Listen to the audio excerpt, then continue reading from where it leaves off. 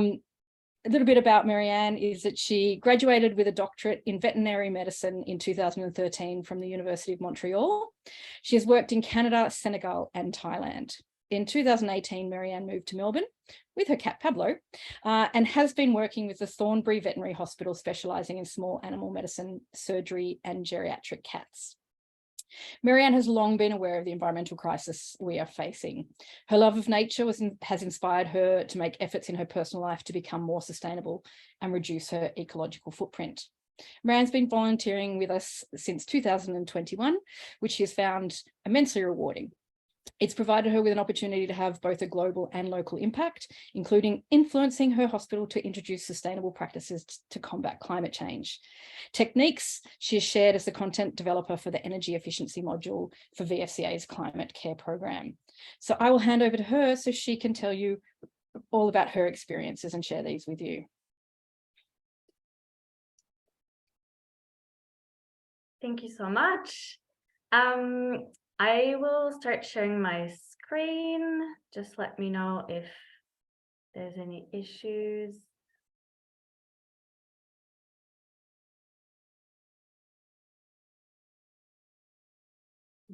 We can see your screen. Perfect. All right, here we go. Well, thank you so much for the lovely introduction, Steph. And welcome everyone. Thank you so much for being here tonight. I know that we all have many things that we like to do at the end of a long day after work, which might include Netflix or whatever you do to disconnect your brain a little bit. So I really, really appreciate you taking the time to listen to this presentation. I'll tell you more about myself in a minute, but before I do, I would really love to know where you're all listening from. So if you want to just write in the chat where you're listening from, maybe which state, or if you're listening from overseas, maybe even, please, yeah, feel free to share that. So already coming in, thank you. We have a few different places. Anyone else? Couple from WA, awesome. South Australia, cool, excellent, very diverse. That's awesome, excellent. Thank you for sharing. Great, wow, okay, so pretty much everywhere. Anyone from Tassie by any chance? Nope. All right, well, that's great coverage. So thanks everyone for that. Before we officially start, sorry, that's not working. There we go. So before we officially start, I would like to invite you to just take a moment to breathe. It's something very simple that I know I could do with more mindfulness every day. So I just thought I would use this opportunity to do it. And if you want to join me, you're very welcome too. So just sit, be in a comfortable position. You can have your arms by your side and you can close your eyes if you want. And we're all just going to take 3 deep breaths together. So here we go. Breathing in and out. Breathing in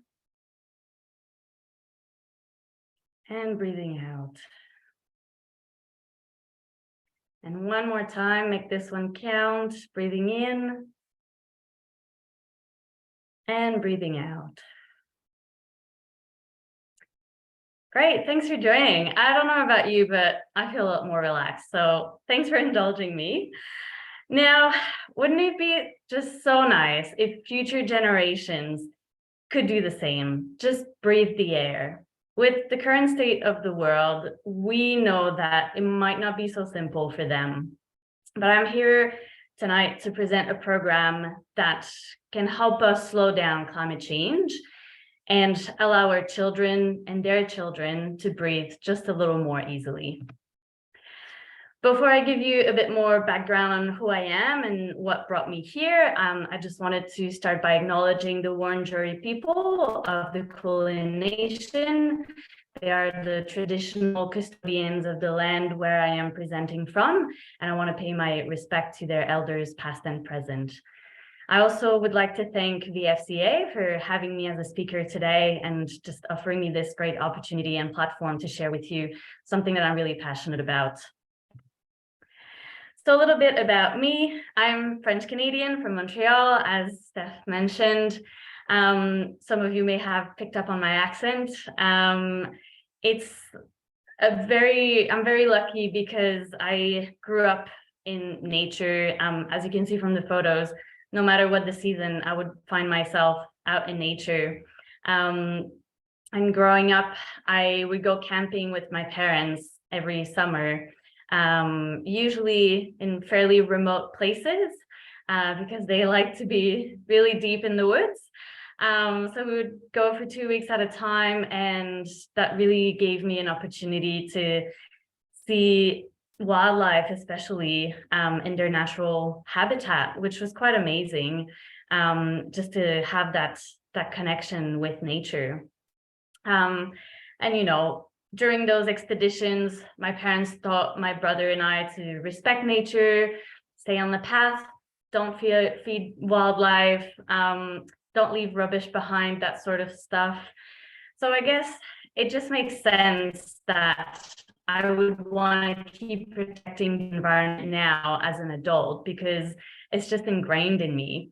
And it's just given me so much that now I want to give back. The difference, I would say, is that now I know there are a lot of things that I can do to contribute to protecting wildlife and nature, even when I'm not walking around in it. And this presentation is a part of that, raising awareness and trying to motivate people to become more sustainable is also a part of that. So let's get into it. I would really love it if everyone was willing to turn on their video, because I would like to ask you a show of hands, and I would really love it if instead of clicking the little boring Zoom button, you waved at the camera instead of waving your hands, instead of just raising your hands. So just so we can see each other and all be in this together. If not, you of course have the option to click the little button. I see some videos. Thank you. Really appreciate that. So by a show of hands, tell me who in the audience has either kids or nieces and nephews or any young people who are special to you. Just wave your hands around if that's you. Awesome. So a few of you, as you can see on the photo, I'm part of that. This is a hike I did with a very close friend of mine in Canada, and her baby daughter. She was about 4 months at the time, and we did our first 10-kilometer hike all together. And I just felt so fortunate to be able to pass the love of nature to the new generation. I just felt very proud of that moment. Now, next question is, who enjoys outdoor activities? And it can be, you know, jumping on rocks in the woods like me, but it can be surfing, walking your dog, anything that takes place out in nature, whether it's beach, you know, dry, green, river, whatever it is. So I saw you waving hands. Thank you for that. And last question, who has one or multiple or too many pets that they love? Raise your hands. Amazing. Thank you so much, everyone. So in the center there, you might recognize myself, and in my arms is my very handsome Pablo. He's my cat that I love very much. He came from Montreal with me all the way to Melbourne, and he may join us. He likes to be involved, although he does look very comfortable on the couch behind, so he may just stay there and not move. So thanks everyone for participating. I saw a lot of raised hands at different times, and I would say pretty much everyone has raised their hands at least once. And so that means that most of you have a personal reason to care about climate change, because all the things that I mentioned before are impacted by climate change. And working towards becoming more sustainable can be hard at times. So it's important to remind ourselves that our motivations are important, and to remind yourself of what they are, so that when the harder time comes, we're less susceptible to give up. The closer to our heart the motivation, the more willing we are to overcome obstacles. And I really want to invite you to take a moment to reflect on that. What is really close to your heart that might be impacted by climate change? What is your own personal motivation? And it's, I would say, also something that is very useful to help motivate others to take action, whether it's in your practice or family members, friends, whoever it is. Just getting them to have that personal connection with climate change and what might be impacted in their daily lives is a really good way to get people to care and want to act. So I've been a vet for about 10 years now, and half of that time was here in Australia. I've worked in a few different practices over the years, and I would say there are two things that remain the same pretty much everywhere. First one is that the people who work in vet practices care about animals, which is really, really good news. And the other one is that vet practices are busy, really busy. And I'm sure a lot of you have felt it a lot over the past few years, especially. It's been pretty hectic. So I'm sure it's not too much of a stretch to say that a lot of us were drawn to the veterinary profession because of our love of animals. But it's not really enough to just love them or to just care for them in a medical context. We, as veterinary caregivers, have a duty to protect their welfare under all circumstances. And that includes understanding that healthy animals need a healthy climate.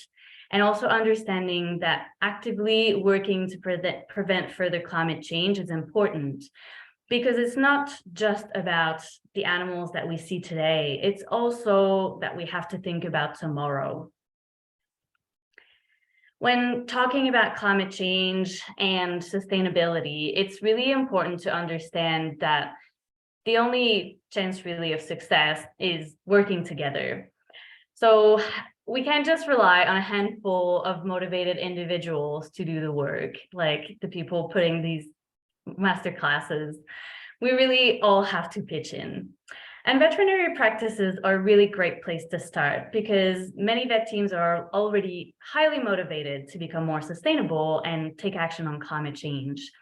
Vet teams are also an ideal place to start because we hold a really special and trusted place at the heart of local communities, and we're already very experienced communicators through our profession.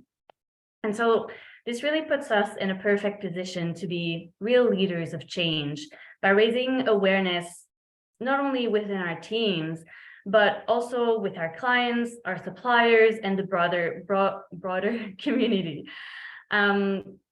We really can inspire others outside of the vet world to also start thinking about their own impact on climate change and how they can become a bit more sustainable, whether it's in their personal lives or in their workplace. And that's how we can really create a snowball effect. And that's the way that we can really have an impact and lead to effective change. So that all sounds very nice and hopefully a little bit inspiring. But for those of us working in practice, we all know that the challenges of day-to-day tasks, the emergencies, the time pressure, and everything else we encounter in a day, all that can make it quite difficult to access solutions and implement change.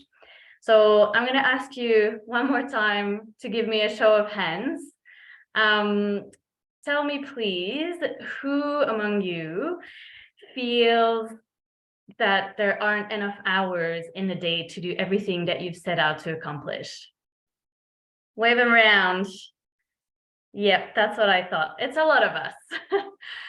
So now I'm asking you to add more stuff to your to-do list. But believe me, it is well worth it, I promise. So tackling climate change can seem like quite a massive task. I will definitely acknowledge that. And it can be hard to know where to start or where to go, what to prioritize. And it can also cause some pretty strong emotions. It can feel quite overwhelming. The good news is that there's plenty that vet teams can do to help tackle climate change by working more sustainably. And that is where the Climate Care program comes in.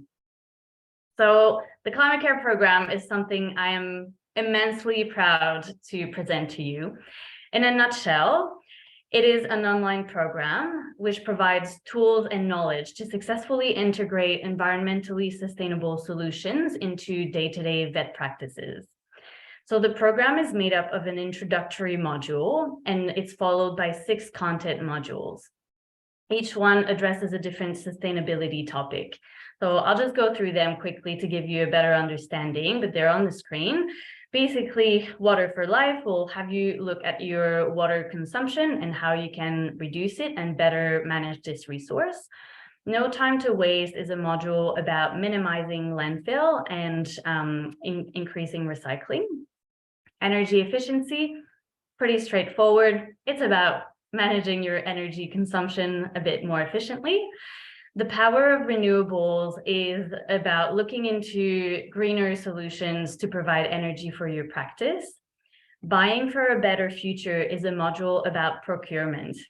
So whether you're looking at buying office supplies or food or new scrubs, there's a more ethical and sustainable option out there, and that's what this module is trying to find for you to help you find that better option. And finally, Healthcare Without Harm is a module about chemicals. Obviously, we use a lot of them in our daily practice, so this module really looks at how we can use them maybe less or better, and how to dispose of them in a better way. So in each module, we explain the relationship between the topic that it's about and climate change. And then we'll have you assess your practice to find out where you stand, but also to make you aware of where improvements can be made. Then we'll provide you with various solutions, and we'll support you in sharing and celebrating your successes, because celebrating is so important. It's a huge way to get people motivated to keep going forward and to do more. At the end of the day, we all need that little carrot to keep us motivated. So celebration is a good thing. The program has been developed with the support and really hard work of dedicated volunteers, including vets and vet nurses. They're people like you and me who understand the reality of day-to-day practice and the challenges that might come with the addition of becoming more sustainable to your to-do list. That's the reason why we designed the Climate Care program to be flexible with an online delivery platform, which you can access easily from anywhere at a time that works for you. We initially worked with a cohort of 21 vet practices across Australia to test the first few modules of the program before launching earlier this year. This has really allowed us to not only collect some valuable feedback, but also better understand the attitudes of the participants towards the program. So it's really helped us to ensure that the program is not only realistic, but also actually workable in a veterinary practice. So you have nothing to fear. It's tried and tested, and it works. People love it. And I want to say, it's not just about checking a task list and moving on. We really want to encourage collaboration between the creators of the program and the participants as well, so that we can all support each other in this sustainability journey. We all want to create a community so that we can constantly help each other out and take feedback, and just, you know, we love receiving the participants' ideas for solution. We don't claim to have all the answers, and we love hearing very creative solutions from the other participants. So definitely an opportunity for a collective movement. So the way the program works is that once you've enrolled, you nominate a climate champion. How powerful and inspiring is that title, by the way? I don't know if you are aware of this, but during the Middle Ages, Choosing a champion meant choosing a person who would fight on behalf of another. And that's actually exactly what we're doing. We are fighting to protect those without a voice, the animals who don't stand a chance if we keep destroying their natural habitat, and the pets that suffer from climate change. So once you've nominated your climate champion, very cool climate champion, the program will empower them to build a team around them to participate in the different tasks of the program. The idea being that the more people are involved, the more sustainability just becomes embedded in everyday practice. And that's how everyone can really reap the many, many benefits of a reduced environmental footprint. And that's the other, well, one of the other great things about the Climate Care program is that it's not just about climate change and sustainability. It's also about teamwork, about communication, it's about leadership, and it's about feeling empowered because we're learning new skills and we grow and we're having a tangible impact on the world around us. And that's just something truly amazing to witness. In other words, what I'm saying is you will get way more out of this than what you will put in. And I really want to point out something here. I would like to take away the pressure or sometimes maybe even the guilt that some of us feel for not doing it all or not doing enough. Let me just reassure you that it's the exact opposite mentality of the program. We really want to encourage and support you to find the solutions that work for your practice. We understand that everyone's circumstances are unique. So if you can implement 50% of the solutions we provide, that's great. If it's 10%, still great. Please do not get trapped in the mentality of, I'll do nothing because whatever I can do is not enough and it won't make a difference. That is simply not true because you never really know which one of your actions will inspire others. Every action counts, so don't limit yourself. Now, some people get inspired through hearing someone charming like me talk about things passionately, but other people like the cold hard facts and the bottom line. So I'm going to give you two examples, very concrete examples of things that have been accomplished through the Climate Care program. It's just to give you a little teaser.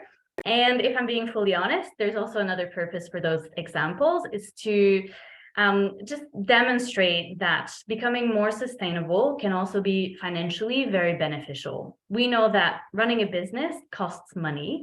There's just no way around it. And so you might not find yourself in a position where you can invest a lot of money into becoming more sustainable. But what if I were to tell you there would be a return on investment? So the first example I want to share is from the Thornbury Vet Hospital, which is where I work, which is why it's me on the photo being really excited about solar panels. So we conducted an energy assessment with the help of an external company as a trial for the energy efficiency module, which I was in charge of. So the whole process was actually fairly simple. It took about 2 hours all in all, just exchanging emails, taking a few photos, doing a few video calls. It was spread out over a few weeks, so very simple, really. Once the assessment was completed, the external company made 3 main recommendations. First one being to change all the lights to LEDs. Second was to replace the hot water heater by a heat pump. And finally, they recommended to install solar panels on the roof to provide clean energy for the practice. Now, all these changes or upgrades were valued at just under $16,000, but due to government rebates, they ended up costing us less than $4,000. And get this, by implementing these changes, the practice is now reducing our carbon footprint and energy costs by about 70%. That's massive. It's a huge accomplishment. And I want to just do a quick side note, because I know that with solar panels, a lot of reluctance can come from the idea of renting the building and not owning it. And I just want to let you know that this is our situation. We don't own the building in which we operate, and it was actually a breeze getting the solar panels approved and on the roof. So the external company really helped us, walked us through, and helped us talk to the landlord. So don't stop yourself just because you rent. It's definitely very doable. Now, the second example was a waste audit. This one was conducted by the team at the Brimbank Vet Clinic as part of the No Time to Waste module. So if you remember, that's the recycling and minimizing landfill module. So this one is an example for all the people out there who think they're too busy to get sustainable things done. So this one only took about 30 minutes. It was done as a part of their weekly team meeting. And it really helped the team to identify materials could potentially be diverted from landfill into recycling. And they reported that they're now taking a lot more interest in what goes into their waste and how to sort it better. And in this case, raising awareness by conducting the waste audit was actually a key factor in really motivating the team, because a lot of the team members didn't realize that there was even an issue to begin with. And so the point here is that education, raising awareness is really the start of it. If people don't know there's an issue, they're not going to know they need to take action. Now, the Brimbank team, by better managing their waste, have been able to save an estimated $3,000 per year, which is a really great outcome that demonstrates the hugely positive changes that you can make for a really small investment of time from your team. And I would like also to mention that the team at Brimbank, they've continued their climate journey, and they have now become the very first veterinary practice in Australia to be certified carbon neutral. How impressive is that? Can we all do a little clap for them? I mean, I just find it so great. Now, you can find out more details about these two case studies and read about other successful examples on the Vets for Climate Action website. The website also contains a lot of very useful resources to help you better understand climate change and its impacts, as well as tools to help you get started on your sustainability journey. So just do yourself and do the planet a favor and just go register right now for the Climate Care program. I'm sure you all have phones. I'm sure some of you are looking at them as I speak. There's just no time like the present to start changing the future. So get online and go register. I hope I've inspired you tonight as much as my volunteer experience with VfCA has inspired me. I'll leave you with some of the positive feedback that we've received from the clinics who participated in the preliminary launch. I would like to thank you all so much for your attention and participation with the waving hands. Really appreciate everyone turning on their cameras for this. And I'm happy to take questions if there are any.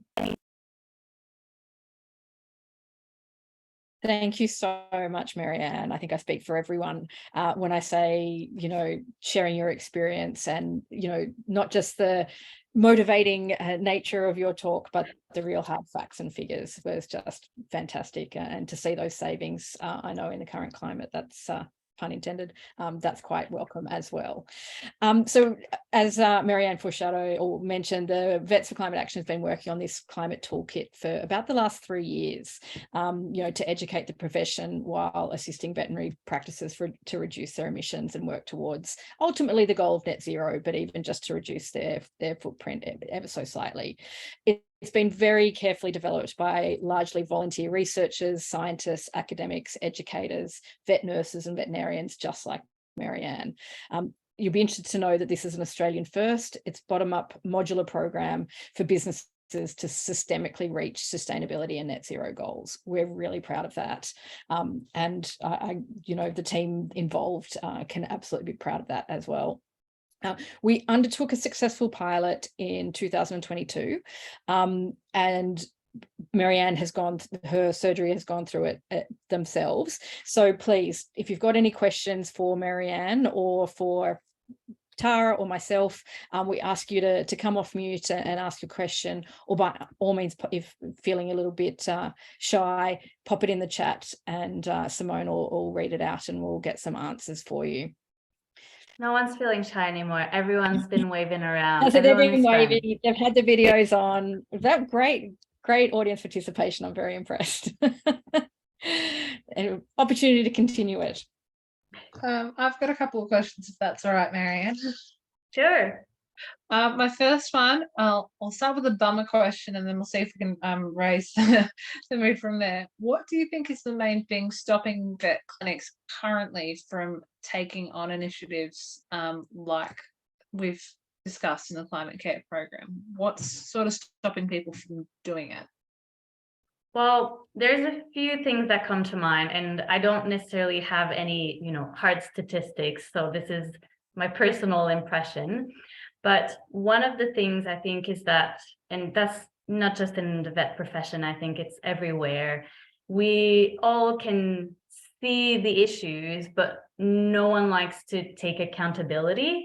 And looking around, it's very easy to find someone that has a bigger impact and think, well, I'm not actually doing something that bad. And, I ride my bike to work, so I probably am doing enough.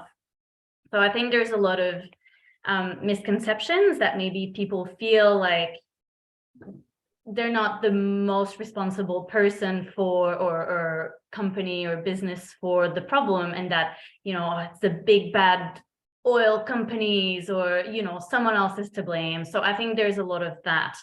And I think the other factor is that a lot of people feel maybe stressed or, overwhelmed already, either by the issue itself of climate change or just by their work life. And trying to find work-life balance is a challenge for a lot of people. So wanting to take on more can be challenging. And for myself, I've definitely felt that very much, but I've also felt so empowered by taking on more, because this extra time that I dedicate to sustainability, actually, it recharges my batteries. It doesn't make me feel more exhausted. It makes me feel like I do something that's worthwhile and something that has an impact, and it makes me feel really good about myself and empowered. And it's helped me meet a lot of people who are just as motivated as me, and it's helped me realize that I'm not alone pushing that boulder up the hill. It made me realize that there's a whole network of people that are as motivated, if not more, that are also working really hard on fighting climate change. So getting involved is a really good way of kind of combating that anxiety and helping you feel better about the whole thing. Oh, that's a lovely answer. Thank you.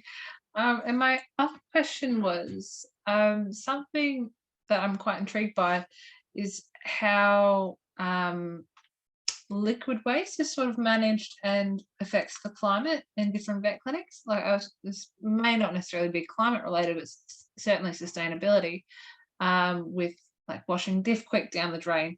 Do you know if a lot of vet clinics automatically have their wastewaters treated, or is it literally like flowing on to cause cancer and like marine life? Yeah, again, I don't have any hard stats, but my guess would be pretty much everyone throws it down the sink. I don't think that very many practices would do anything different. Already with, medical waste, like parts that we remove in surgery, a lot of that just goes in the bin in a lot of practices, and that's a fairly simple one to manage. So I think with diff quicks or other liquids, I'm fairly convinced that the number of practices that just throw it down the sink is quite high. And I think that's one of the things that we want to look at in the final module, just how to manage chemical waste and how to find solutions to lessen the impact that it can have, and just finding solutions that are accessible and pretty much just as easy as throwing it down the sink, but less damageable for the environment. Sounds like a really good thing to aim for. Thank you. Thank you so much for your questions. Thanks, Regina. Was there anyone else who had any questions? Oh, I can see a comment here from Terry. I approached a vet lab in WA. Sorry, and they put preserving chemicals into wastewater. If I read that correctly. Terry, did you want to expand on that? Hi guys, I'm actually just on the train at the moment, so I can't really talk too much, but yes, I did actually speak to them about, you know, what they did with their preserving chemicals, and that's what they told me. So yeah, I think I agree with Marianne. I think yeah, there's not a lot of scope at this stage to kind of like treat that separately. So it's interesting. Anyway, I better sign off right there. Thanks. I've got to get off the train. Appreciate you joining us for the journey. Yes, certainly my probably ill-informed opinion would be that we're in a good position with the program to be able to review those, and we really would welcome anyone who has a different experience in their practice to share that. Always taking feedback, and as you go through the modules, it's a fantastic opportunity to give us that feedback, because this is a living breathing course, and we will be making improvements. And when new things come to the fore, we absolutely want to be able to adopt that. So that's fantastic. Any other questions? I have a question, Marianne. Do you think it's necessary for the practice managers or the practice owners to be the ones who start kind of the enthusiasm, or at least are on board with the enthusiasm, or can it come from, just some of the junior nurses or a junior vet? Like, can you push up, or?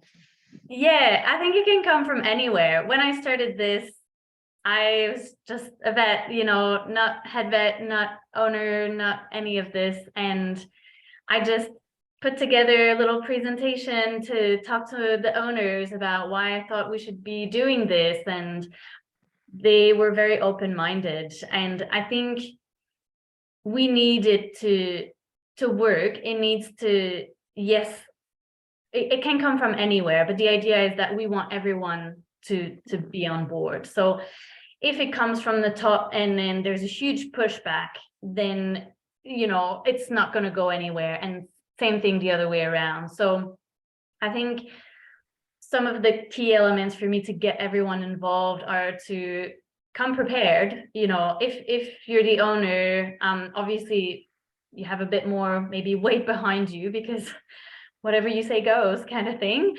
Whereas, if you're new at the practice, you may not have as much weight, but you still have a voice, and you should definitely use it. So just come prepared, get some resources, get facts. And, if you're talking to the owners, probably a good idea to get some numbers as well, because you need to speak their language. And then when talking to the other team members, I would say, really try to make it personal, share your personal motivations and ask them to think about their own, and just explaining the relationship between climate change and what we see in practice every day. All the heat strokes, the numbers are going high, are getting higher. All the new zoonotic diseases or tick-borne diseases, like there's so many things that we used to barely see at all that are all increasing now because of climate change. That's stuff that they can relate to. And then if that, this vet loves surfing, this vet loves hiking, well, talk to them about that they're precious things that they might have very close memories to, and that might not be there forever. So it can definitely stem from anyone. I think the idea is then how you're going to share it with the rest of the team. That's what's going to make the difference. Yeah, that was a great answer. Thank you. Thank you. Tara's raised her hand. Yeah, I firstly, fantastic presentation. Thanks, Marianne. I've heard you before, and I could listen to that all day. I was speaking to one of the vets from one of our pilot programs recently, and they were talking about the shifting culture. And I'll talk about this, but then I'd love to get your experience of this. But they're talking about the shifting culture within their practice since they started the climate care program, and also the fact that they were finding it a little easier in the middle of a crisis to find younger staff since they'd started the climate care program in their clinic, because particularly Gen Z, I think, who are, we talk about digital native, and I sort of see Gen Z as also climate native. Like they've unfortunately grown up and coming through university and coming into the workforce knowing what climate change is at a very deep, alarming level.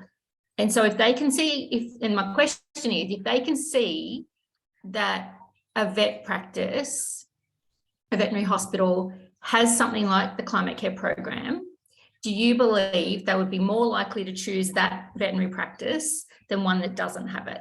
Would they be more likely to go to a green practice than one that isn't sort of looking at doing anything to do with sustainability or climate change?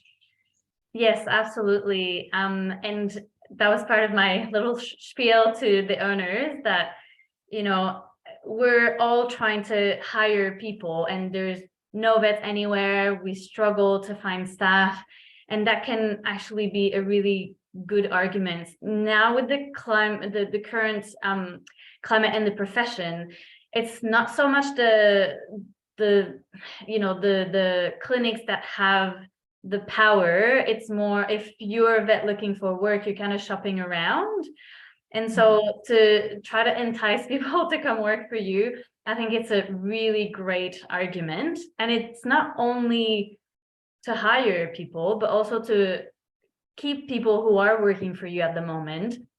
And further than that, it's also with clients. More and more people are very conscious when they purchase, whether it's clothes or any products and services, they're looking into, does this company have a sustainability statement? What are you doing for climate? Are you just assuming that others will do the work, or are you pitching in? And so I think it's becoming more and more important, but also soon to be inevitable, really, that everyone is gonna have to do something about it. So yes, definitely a good point. Yeah, great, thank you. Jane, you've got your hand up. You're on mute, Jane. Hi, Marianne, fantastic presentation, great stuff.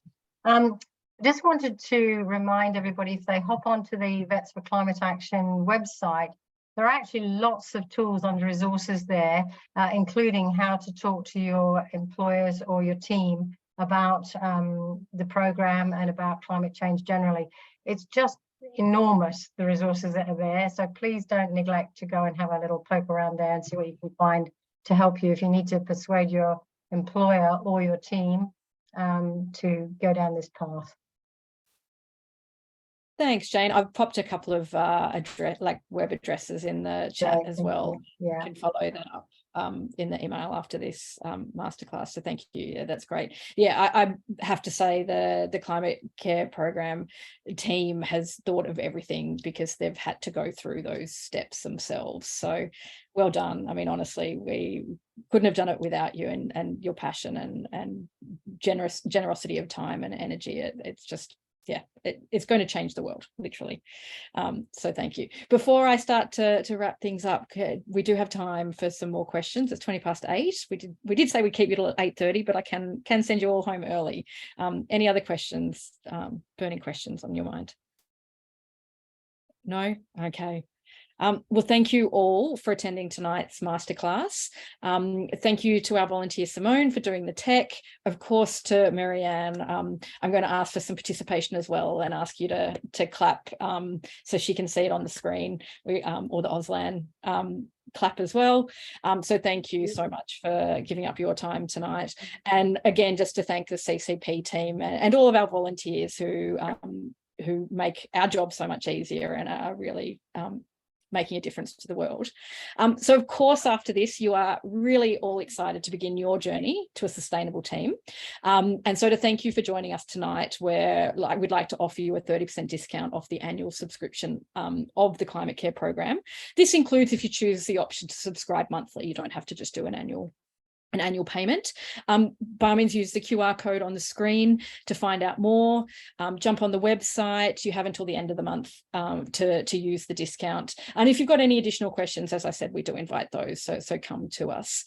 And we do have another amazing opportunity ahead. We would love you to join us in our fundraising trek through the Larapinta in the Northern Territory in July of this year, which is the 19th to the 24th of July. If this is the year you wanted an adventure, this is the perfect opportunity to join like-minded community members in this spectacular environment, an opportunity to, you know, chat around the fire of an evening, the possibility to see some animals on the trek, as well as the sweeping landscape. So thank you all. We will be running these masterclasses every month. Our next one will be on the 17th of April, so keep your eye out on socials. It'll be looking at the carbon cost of veterinary anaesthesia, and I said that word. Yes, go me. So thank you all. We will send this around as a recorded webinar that you're welcome to share with your colleagues, friends, neighbours, whoever might like to watch it, because I'm sure they're as inspired by Marianne as you all are. Thank you. Enjoy the rest of your evening. Thank you all so much. Good night. Bye.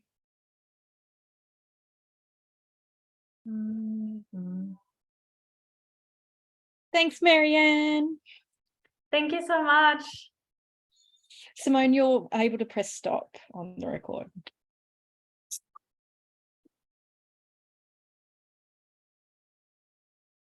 Perfect. Thank you. And Terry is probably trying to get off the train.